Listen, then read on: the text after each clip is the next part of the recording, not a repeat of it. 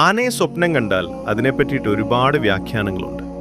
മൊത്തത്തിൽ ആനയെ സ്വപ്നം കണ്ടാൽ ഏകദേശം ആനപ്പുറത്ത് കയറാമെന്ന് കണ്ടിട്ടില്ല. അതുപോലെ തന്നെ അങ്ങനെയൊന്നുമില്ല.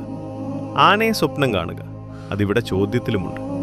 അങ്ങനെ ആണെന്നുണ്ടെങ്കിൽ മൂസാ ദമീരി റഹിമഹുല്ല ഹയാത്തുൽ ഹയവാനുൽ കുബുർ എന്ന് പറയുന്ന കിതാബിൻ്റെ 3-ാം വോള്യം അതിൻ്റെ 450-ാം പേജിൽ പറയുകയാണ്, അൽ ഫീലു ഫിൽ മനാമി, ഉറക്കത്തിൽ ആനയെ സ്വപ്നം കാണുക.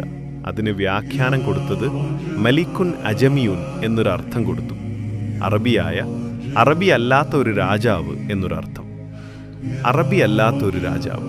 മുഹാബുൻ ഒരു വ്യാഖ്യാനം. അങ്ങനെ എന്തോ ഒരു ഭയാനകമായ ഒരു കാര്യം, ഒരു ഭയാനകതയെ അറിയിക്കുന്നു എന്നുവെച്ചാൽ ഭയപ്പെടുന്ന എന്തോ ഒരു കാര്യം സംഭവിച്ചേക്കാം. വേറൊരു വ്യാഖ്യാനം ബലീദുൽ ഖൽബ്, ഹൃദയം മന്ദഗതിയിലാകും. അങ്ങനെ ഉണ്ടാവുമല്ലോ, ഹൃദയം അങ്ങനെ അങ്ങ് ഡള്ളായി കഴിഞ്ഞാലുണ്ടാകുന്നൊരു പ്രയാസം, അതിലേക്കാണ് ഇത് കൂട്ടുന്നത് എന്നൊരു വ്യാഖ്യാനം. ഹാമിലുൽ അസ്ഖാൽ, ഭാരമായ വസ്തുക്കളെ ചുമക്കുക, ഭാരം പേറി നടക്കുക എന്നൊക്കെ പറയൂലേ, അങ്ങനെ ആകുമ്പോഴും അങ്ങനെയൊരു വ്യാഖ്യാനം ഇതിനുണ്ട്. ആരിഫുൻ ബിൽ ഹർബി വൽ ഖിതാലി, യുദ്ധം കൊണ്ട് മുന്നറിയിപ്പ് കിട്ടും, എന്തോ ഒരു അപകടങ്ങൾ അവിടെ നടക്കാനിരിക്കുന്നു എന്നൊക്കെ അർത്ഥം വയ്ക്കാം. അങ്ങനെയും ഇതുകൊണ്ട് വ്യാഖ്യാനിക്കും. എന്നാൽ വഖീല ഒരഭിപ്രായമുണ്ട്, ആനയെ സ്വപ്നം കാണുക എന്ന് പറഞ്ഞാൽ റജുലുൻ ദഹ്മുൻ അജമിയുൻ എന്നൊരഭിപ്രായമുണ്ട്. അറബിയല്ലാത്ത തടിച്ചൊരു മനുഷ്യൻ എന്നർത്ഥം. നേരത്തെ നമ്മൾ പറഞ്ഞു മലിക്കുൻ അജമിയുൻ, അറബിയല്ലാത്ത ഒരു രാജാവ് എന്ന് പറയുന്നത് പോലെ തന്നെ അറബിയല്ലാത്ത ഒരു തടിച്ച ഒരു മനുഷ്യൻ എന്നും ഇതിന് വ്യാഖ്യാനമുണ്ട് എന്നൊരു അഭിപ്രായമുണ്ട്.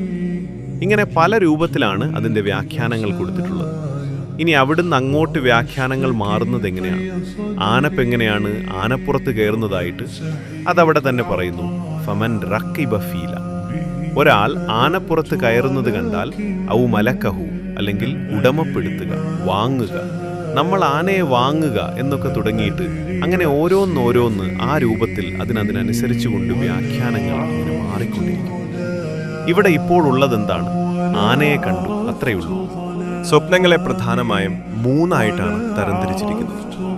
റഹ്മാനി, അള്ളാഹുവിൽ നിന്നുള്ള ശുഭവാർത്തകൾ.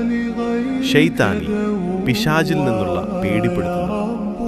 നഫ്സാനി, നമ്മുടെ മനസ്സിൻ്റെ ചിന്തകളിൽ നിന്നുണ്ടാകുന്നത്. ഈ വിഷയത്തെക്കുറിച്ച് കൂടുതൽ വിവരങ്ങൾ അറിയണമെന്നുണ്ടെങ്കിൽ ചോദിക്കാവുന്നതാണ്.